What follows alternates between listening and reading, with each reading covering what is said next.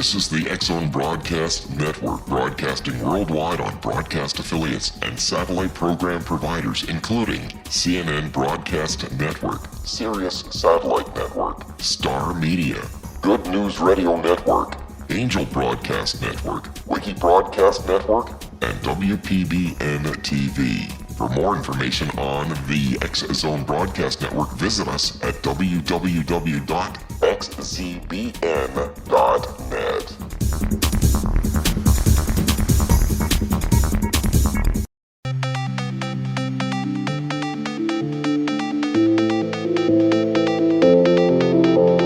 Welcome everyone to Too Good to Be True, and thank you to all the listeners. Are you ready for a surprising show about Cabrosaurus, Champ, and the Loch Ness Monster?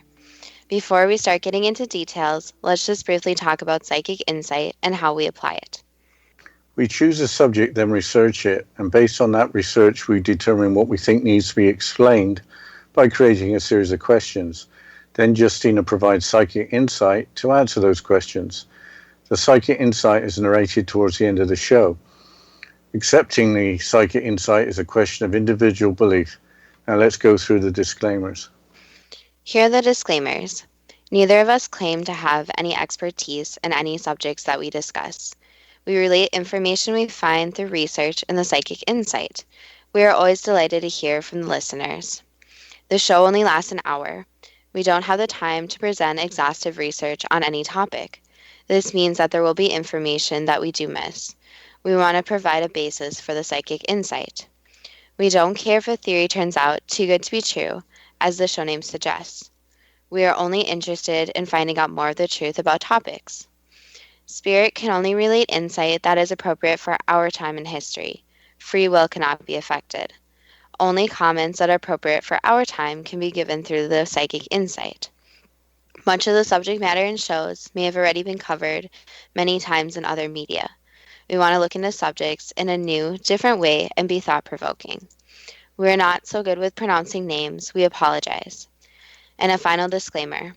Neither of us have expertise in investigating unusual creatures. If we have misstated anything, we apologize in advance.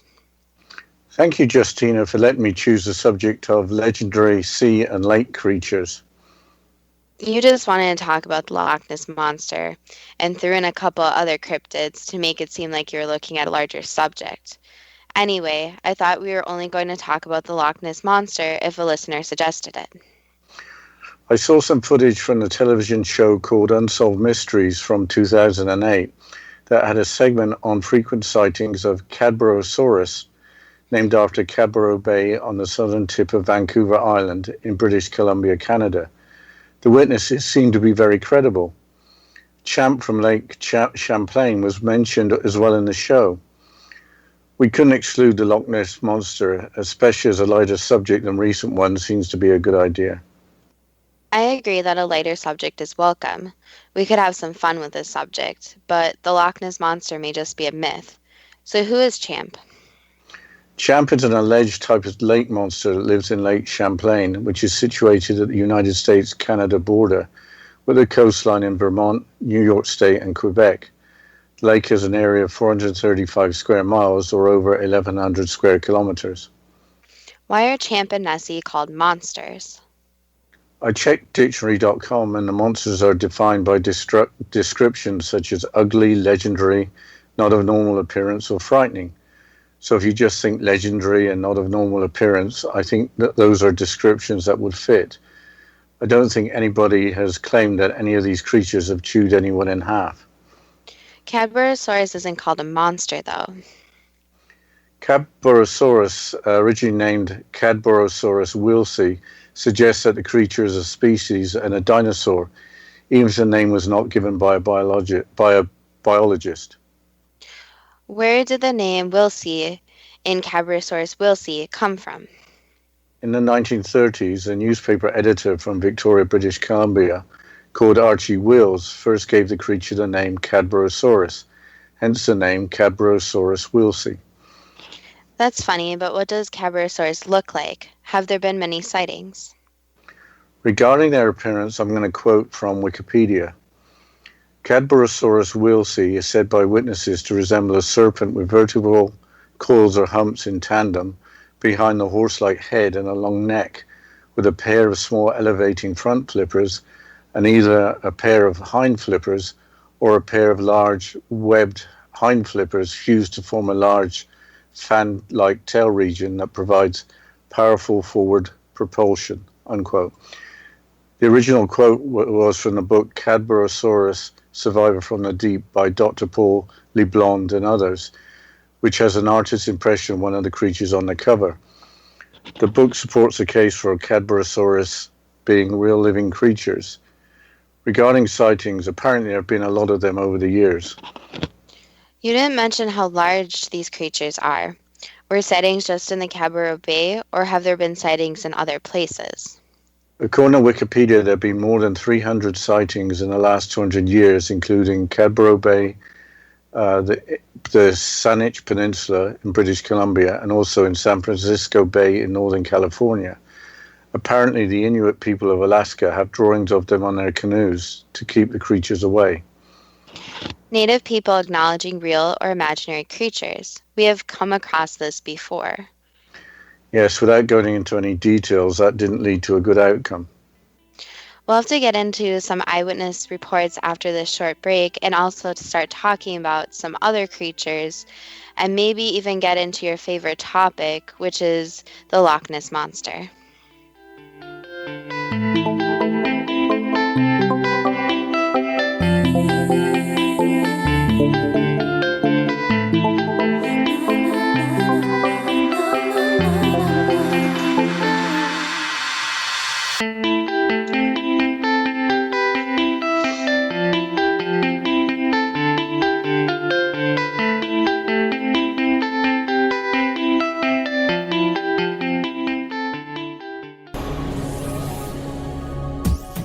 This is the X-Zone Broadcast Network, broadcasting worldwide on broadcast affiliates and satellite program providers, including CNN Broadcast Network, Sirius Satellite Network, Star Media, Good News Radio Network, Angel Broadcast Network, Wiki Broadcast Network, and WPBN TV. For more information on the X-Zone Broadcast Network, visit us at www.xzbn.net.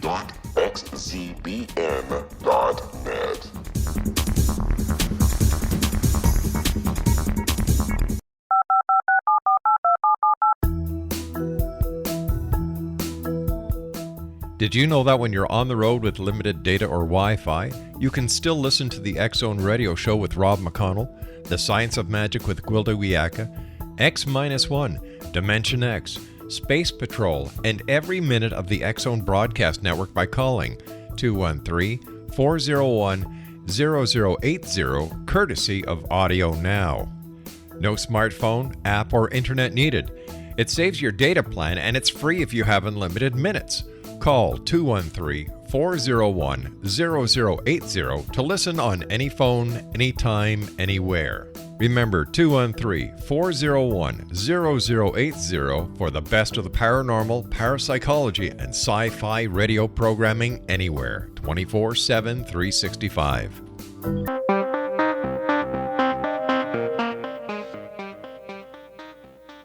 Welcome back to Too Good to Be True. And before the break, we were talking about the Cadborosaurus. And going back into that topic, are there any eyewitness accounts? Yes, there is a Cadborosaurus website with newspaper cuttings from sightings in the 1800s that claims that ship captains would see the creatures, but some would not report them. The first report in modern times was in 1933, when a lawyer and his wife in Victoria, British Columbia, were cruising in their yacht when they saw what they described as a horrible serpent with the head of a camel. In the following year, in 1934, two members of the provincial government gave a similar description. In the same year, two fishermen claimed they saw two creatures, one about 60 feet long or about 18 meters long. They claimed sightings continued until the 1990s. Do you have any details of a more recent sighting? Yes, Doris Sinclair from Washington State claimed she saw a Cadborosaurus and was quoted in an issue of the Scottish Herald newspaper from October of 1992.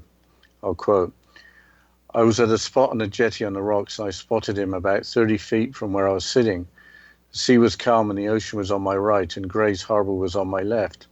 I saw this wonderfully slender neck just raise out of the water and made a nodding motion as it rose out of the water 4 or 5 times. I only saw the head and neck, which was about 5 or 6 feet out of the water.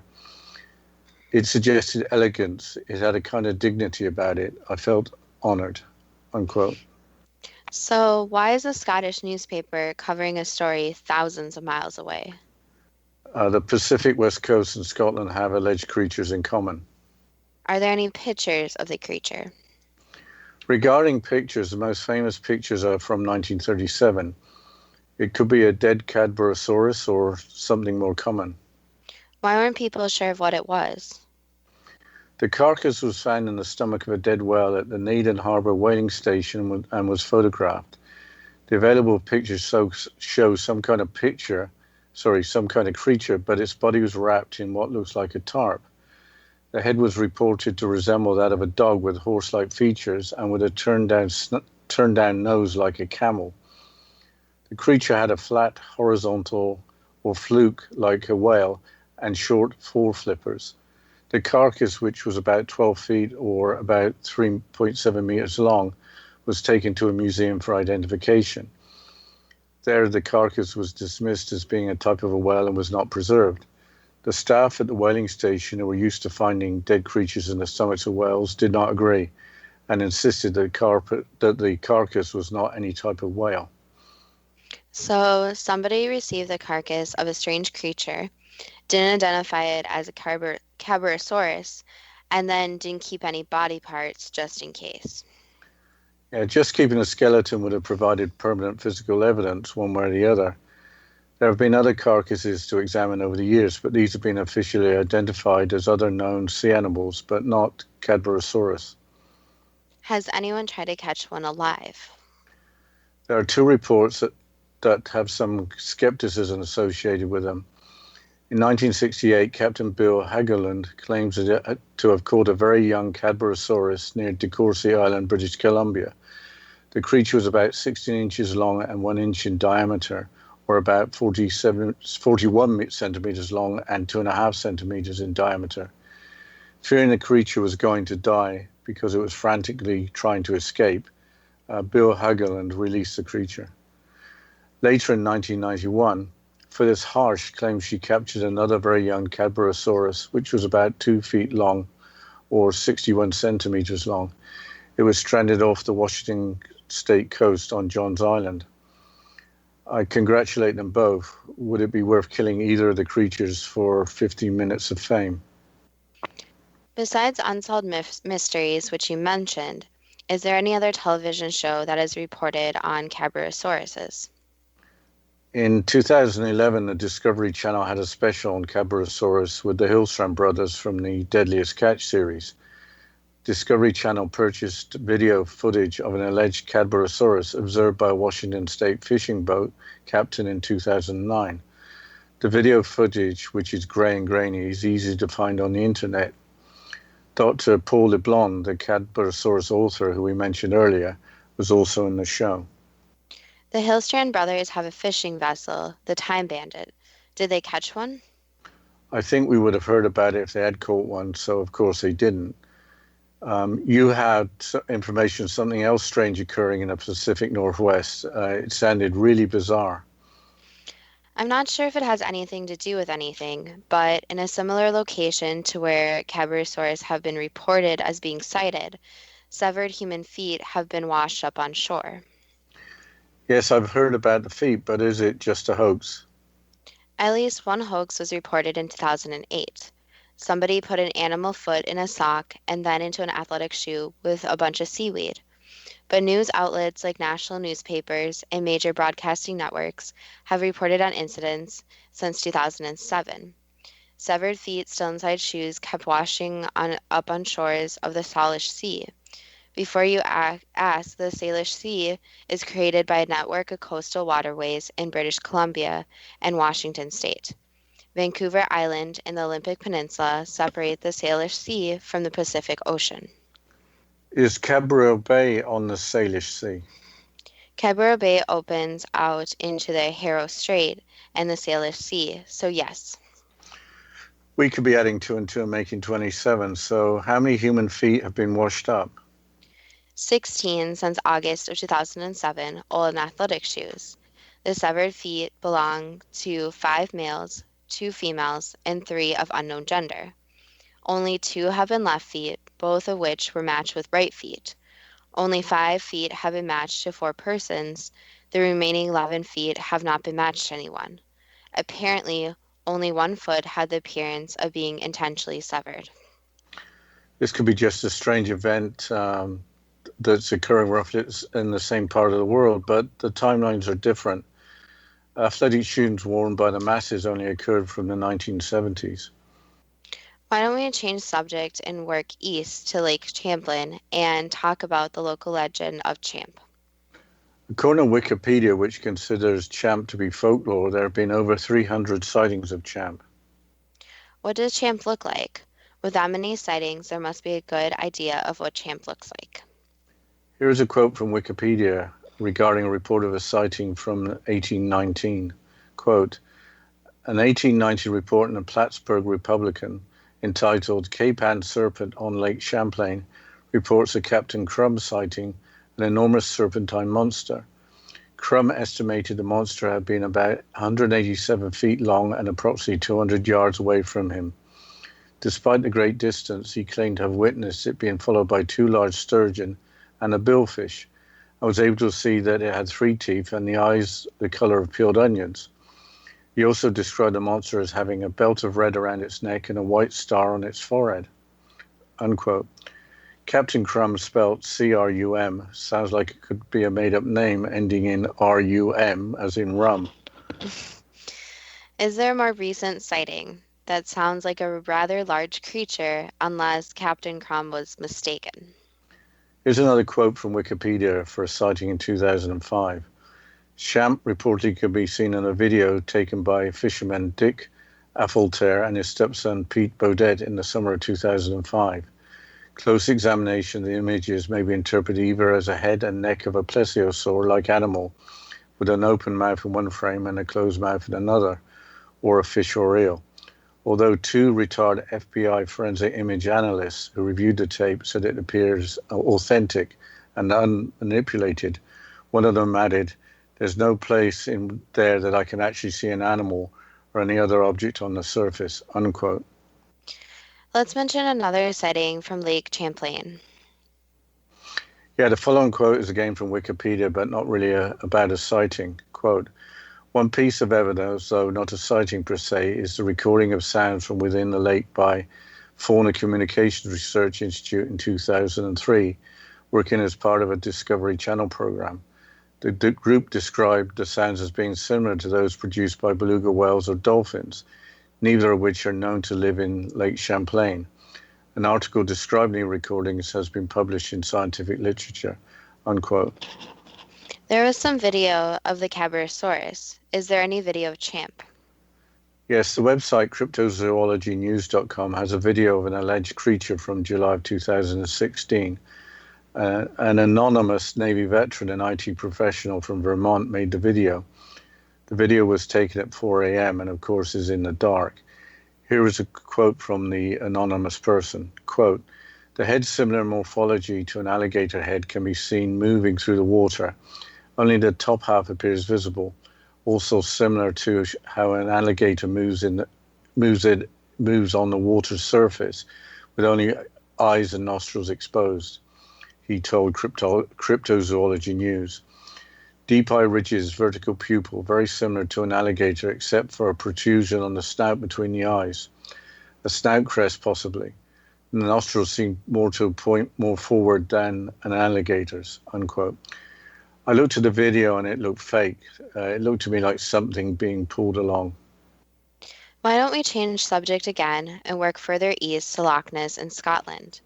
But the most famous picture taken in 1934 of the Loch Monster was widely exposed as a hoax in 1994 and earlier in a 1975 in a London newspaper article. The monster was a toy submarine with a head and neck made out of wood putty. It was just a prank. There is lots of evidence over the years, including sonar scans of the entire loch, which suggests that the existence of the Loch Ness Monster is just pure fiction. Yeah, before we go any further, we better explain a little bit about Loch Ness. Here's a quote from Wikipedia. Quote, Loch Ness is a large, deep freshwater loch in the Scottish Highlands extending for approximately 37 kilometres, 23 miles, southwest of Inverness. Its surface is 16 metres, 52 feet above sea level. Loch Ness is best known for alleged sightings of the cryptozoological Loch Ness Monster, also known affectionately as Nessie. It is connected at the southern end by the River Oak and a section of the Caledonian Canal to Loch Oak. At the northern end, there is the Bonnet Narrows, which open up into Loch Dogfor, which feeds the River Ness, and a further section of canal to Inverness. It is one of a series of interconnected murky bodies of water in Scotland. Its water visibility is exceptionally low due to a high peat content in the surrounding soil, unquote. The loch extends along an active fault line and is long and narrow. It's interesting that waterways are interconnected and that the water has low visibility. It's also interesting, but the alleged monster has been exposed as a hoax. It sounds like the Loch Ness Monster needs an advocate. I will try and find some evidence that there is a Loch Ness Monster, can't even say it, but quite frankly, I don't believe that a creature exists, except in the imagination.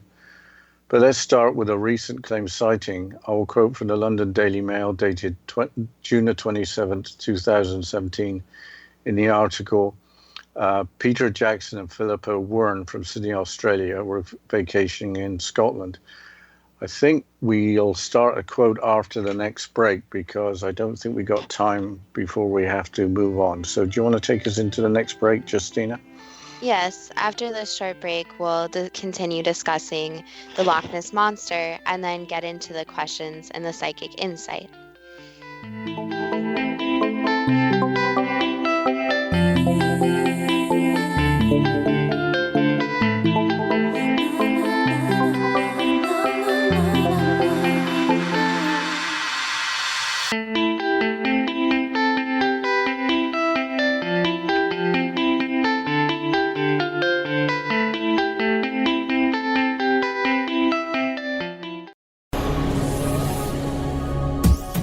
This is the X-Zone Broadcast Network, broadcasting worldwide on broadcast affiliates and satellite program providers, including CNN Broadcast Network, Sirius Satellite Network, Star Media, Good News Radio Network, Angel Broadcast Network, Wiki Broadcast Network, and WPBN TV. For more information on the X-Zone Broadcast Network, visit us at www.xzbn.net.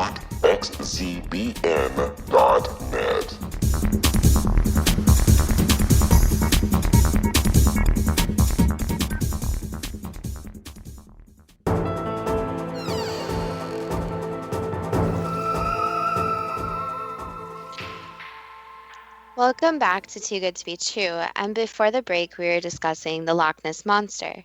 And Dad, you were just about to quote from the London Daily Mail dated June 27th, 2017. So can you please start on the quotes? Yeah, this is from eyewitnesses Philippa Wern and Peter Jackson from Sydney, Australia. The couple noticed the object moving at 5:18 p.m. on June the 22nd, about 4 miles south of Urquhart Castle, while driving north on the A82 on the west side of Loch Ness. They safely stopped, ran back to find a clearing in the trees, and took out their smartphones to take pictures. Mr. Jackson said, "I know I saw something, and I know it was large, so I'm keeping an open mind." And Miss Wern added, "We had a lovely feeling between ourselves watching it until it disappeared." Gary Campbell, Register of Sightings at Loch Ness, said, "It's a great thing that once again smartphone technology has allowed visitors to the area to snap something unusual at the loch. This makes it much easier to identify known creatures, which has led to a drop in recorded sightings over the past few years," unquote. The pictures shown in the article are rather indistinct. I'm not sure what is in the water. That's a very recent sighting. So there's a registrar of sightings at Loch Ness. That's interesting. Sounds like a lot of people are seeing things they want to report as unusual. If there is a registrar of sightings, there must be a website. Yes, it's called and I'm trying not to laugh, the official Loch Ness Monster Sightings Register, with a count of reported sightings set at 1,091. There are 6 sightings for 2017. There has been 2 sightings since the one in June described just a few minutes ago. I will quote from the website. Here's the most recent report. 22nd of August 2017. Mr. Stuparik and 3 friends were out walking from the Doors Inn to Tor Point. As they came to the shore on the point, all 4 saw something huge in the water. They said it was an unusual shape. It arched out of the water and then turned and went down underwater. The sightings took place at 3:41 p.m. and lasted about 10 seconds, unquote. Here's the next most recent entry. 26th of June 2017. Paula from Canada took a video from the Loch Ness webcam at 7 p.m. It shows an unknown object moving slowly north on a loch near Urquhart Castle, unquote. So there is a reported sighting on the Loch Ness webcam. That's modern technology for you. Yes, there's a live stream of a view of the loch. Anyone can take a look at what's going on there. The live stream is also available on YouTube, and the weather looks good, and the loch looked calm today. Well, I'm assuming you didn't see any Loch Ness monsters when you viewed that, but why don't you mention the remaining sightings from this year? There are 3 more as follows. Here's the first from the earlier 3. 12th of June 2017. Paula from Canada took a 5-minute video from the Loch Ness webcam at 11:20 a.m. It shows an unknown object moving slowly down the middle of the loch towards Fort Augustus, unquote. That's from the webcam again. Here is the previous sighting from this year. 1st of May 2017. Miss Johnson from Manchester was at Urquhart Bay taking pictures at dusk when she spotted a dark shape in the water higher than the waves. And this is the first report from the year. 28th of April. A Miss Kearney from Dumbartonshire was at the loch with 3 of her friends when they saw a 20-metre long series of waves moving about 5 miles per hour along the surface 500 metres out. It came out of nowhere and then disappeared the same way. They have confirmed that there was no boat traffic in the area. The sightings took place at 3 p.m. from a lay-by on the A82 road between Droghett and Inverness, unquote. That's rather a lot of reports over a few months for something many people don't think exists. There doesn't seem to be anything strange about the eyewitnesses. But is there a sighting in the website that more positively identifies a lake creature? I like the following report from 2003. It's specific and involves an eyewitness that is a professional mariner. Quote, 23rd of May 2003. Local Coast Guard skipper George Edwards saw a 6-foot-long creature surface for about 2 to 3 minutes close to Urquhart Castle at around 1 p.m. in the afternoon. He said it was dark grey in colour and had a rough texture to its skin. It came out of the water about 18 inches, unquote. Urquhart is mentioned quite a bit. I'm getting a little concerned that these sightings do suggest there's something in the loch. I thought the entire subject of the monster was clever marketing for tourism in Scotland. You haven't mentioned any pictures. Are there any? There are pictures, but from so far away, without special camera gear, it's difficult to see what is actually being photographed. The reporting sighting from 2003 by George Edwards has a clear picture that could be of a creature, but the object in the water is a long way away. The eyewitnesses mentioned seem very credible. There may be more to this than I ever imagined. According to the BBC, you have nothing to worry about. Advanced technology has been used for detection. Here's a quote from Wikipedia, and I quote, "In 2003, the BBC sponsored a search of the loch using 600 sonar beams and satellite tracking. The search had sufficient resolution to identify a small buoy. No animal of substantial size was found, and despite their high hopes, the scientists involved admitted that this proved the Loch Ness Monster was a myth." End quote. It looks like we have covered the three creatures we're going to talk about. Do you have anything we missed? I'm sure we missed quite a lot, but I think we need to point out that reports of sightings of unidentified creatures in lakes is not uncommon. Again, according to Wikipedia, there are about 70 lakes with alleged monsters spread across several continents. I had no idea that there were so many. I bet the general public aren't aware of so many alleged strange creatures in lakes. Can you provide some examples? Canada and the United States seem to be well represented, but I will mention the creature Phaya Naga in Lake Buengkong Long in northeastern Thailand. Apparently, scientists think that the creature is mythical and similar to the belief in the Loch Ness Monster or the Ogopogo, reputed to live in the Okanagan Lake in British Columbia, Canada. What does the Thai lake creature look like? There are serpent-like creatures that live in several different places, including the Mekong River, apparently. Some of the locals believe they are responsible for the Naga fireballs, which are mysterious glowing orbs that rise into the sky from the Mekong River. This occurs during the months of October and May. An explanation is methane from the riverbed catching fire, which seems odd, because something would have to ignite it and methane would explode or burn rapidly. We've gone off of subject a little bit. Let's just close with the Ogopogo, reputed to live in the Okanagan Lake in Canada. What information is there on this alleged creature?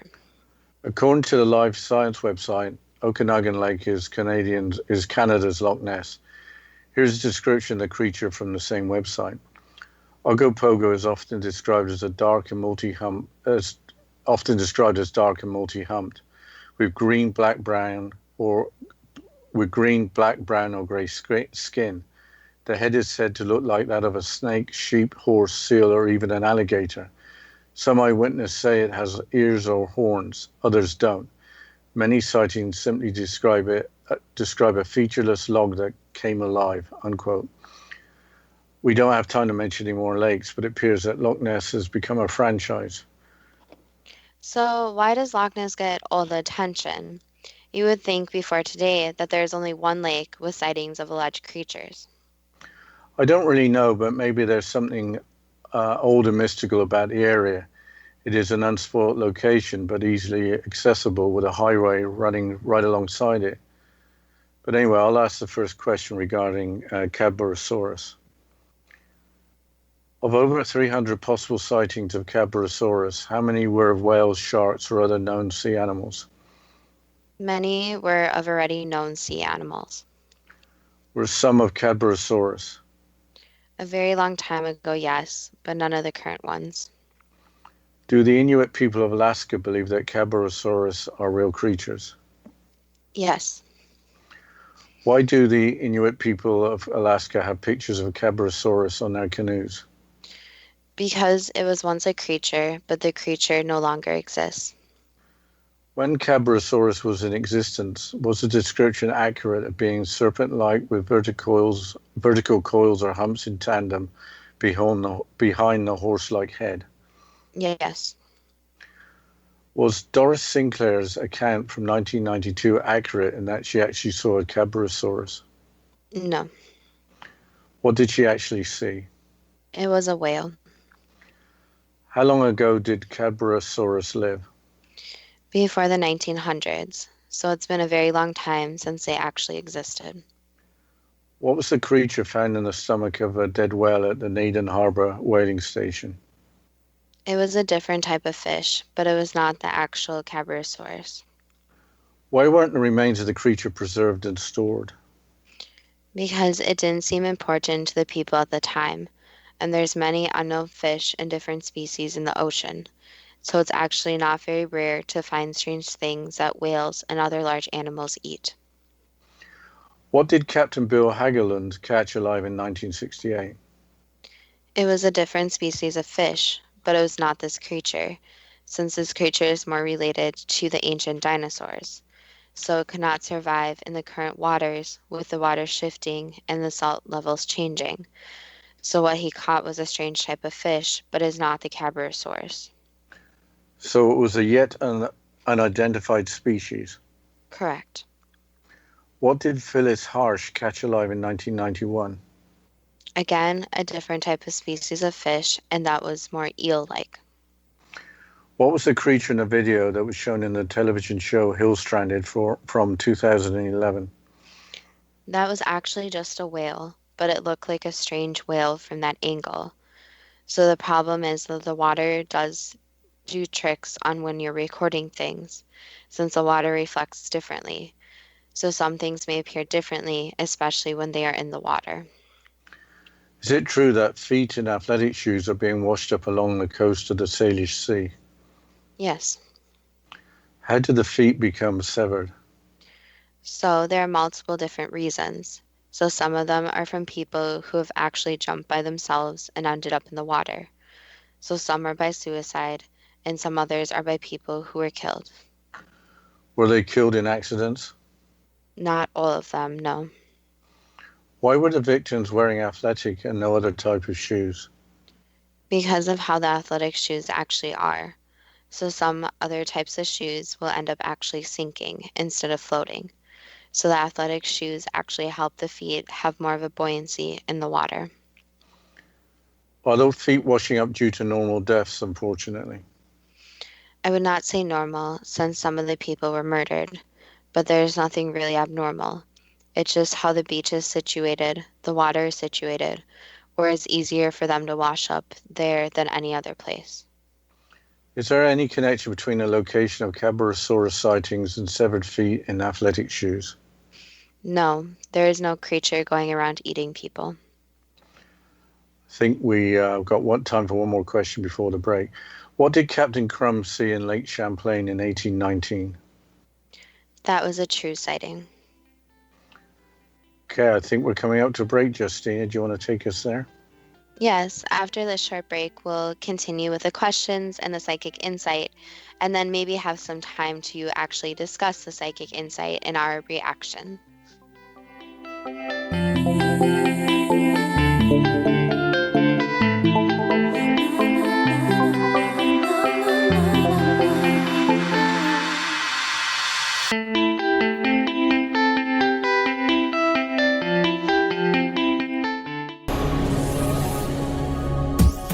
This is the X-Zone Broadcast Network, broadcasting worldwide on broadcast affiliates and satellite program providers, including CNN Broadcast Network, Sirius Satellite Network, Star Media, Good News Radio Network, Angel Broadcast Network, Wiki Broadcast Network, and WPBN TV. For more information on the X-Zone Broadcast Network, visit us at www.xzbn.net.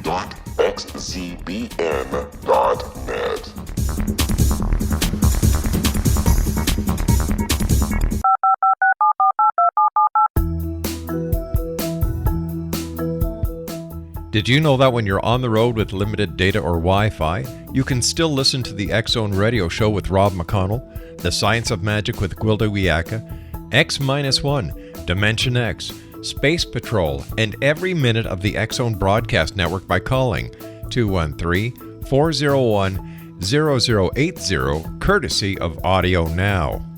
No smartphone, app, or internet needed. It saves your data plan and it's free if you have unlimited minutes. Call 213-401-0080 to listen on any phone, anytime, anywhere. Remember 213-401-0080 for the best of the paranormal, parapsychology, and sci-fi radio programming anywhere, 24/7, 365.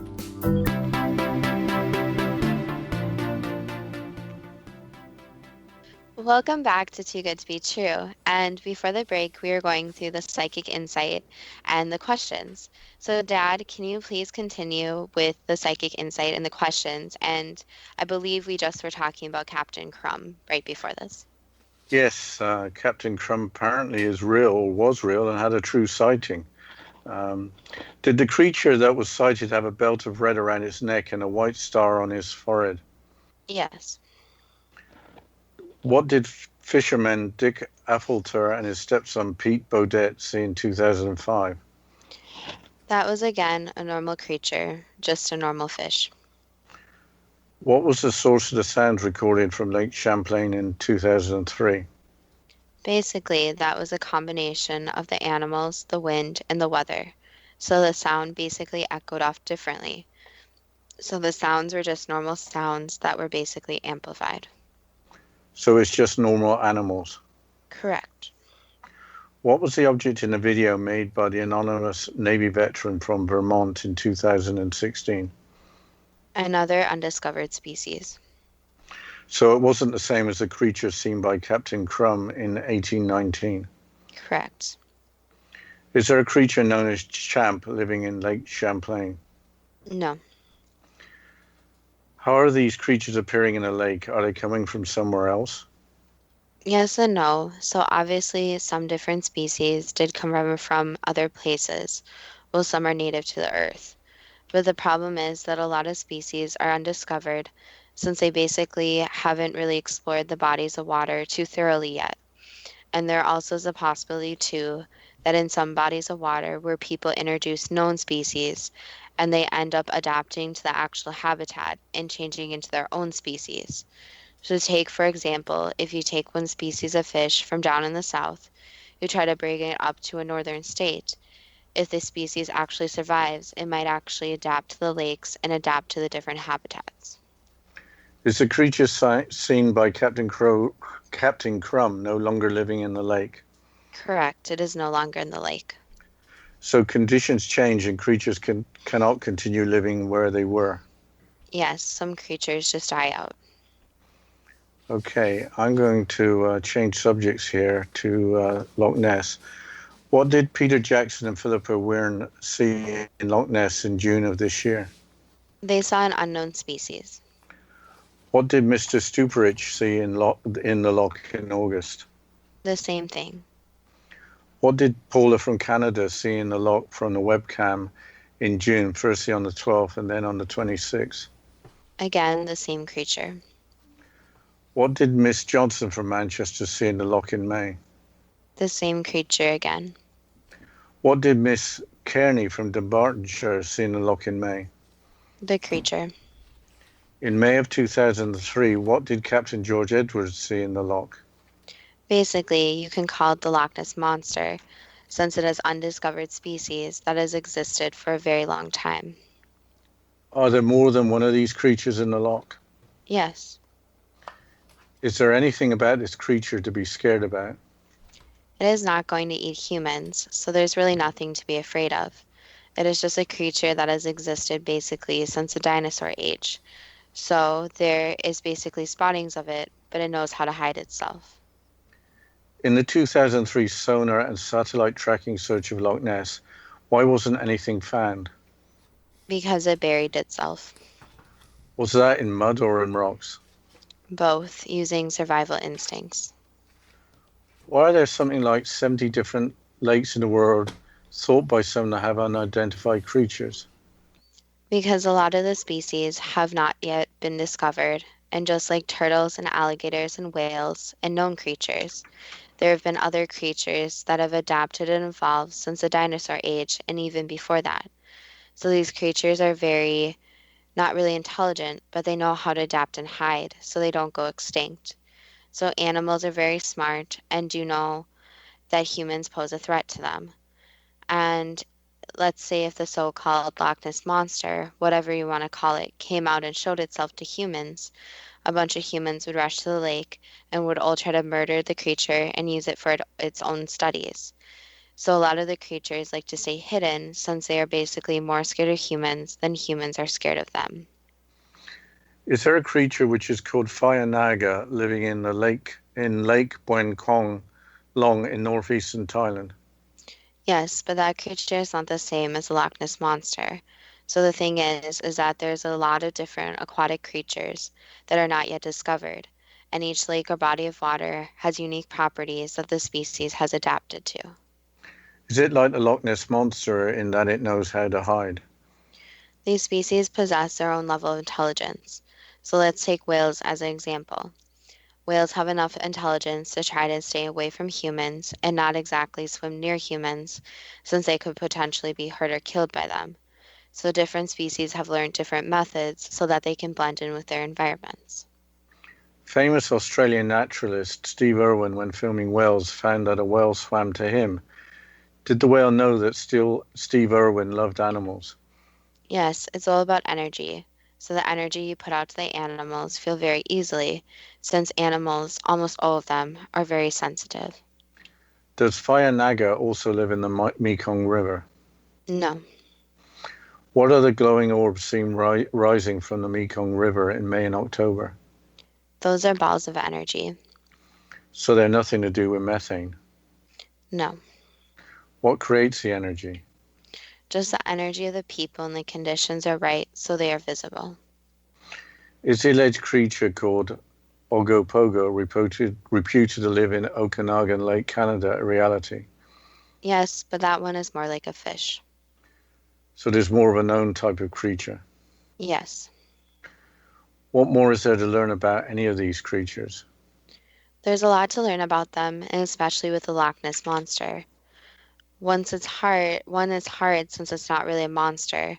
It's more of a creature that has just been surviving off the conditions and trying to basically live and not go extinct like a lot of other aquatic creatures have. So there's nothing to fear, and that if people want to go to Loch Ness, it's not going to try to attack them or eat them or anything like that, since if it wanted to do that, it would already have done that. So it's something that feeds off the natural fish and natural plants in the lake and not obviously on people. So the lesson here is that humans like to fear the unknown, but when the unknown actually fears humans too, since humans do have the means of basically killing almost every creature. And even in terms of known animals, humans have caused many different animals to go extinct. So is the Loch Ness Monster actually a type of dinosaur? Related to the dinosaurs, so yes.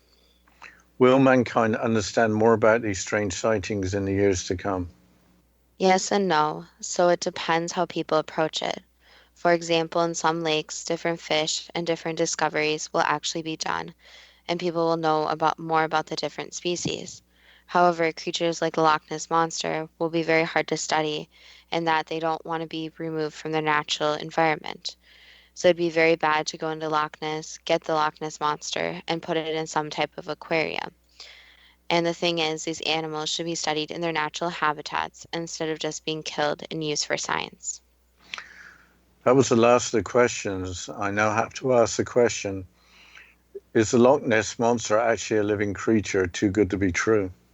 That depends on what you are prepared to believe.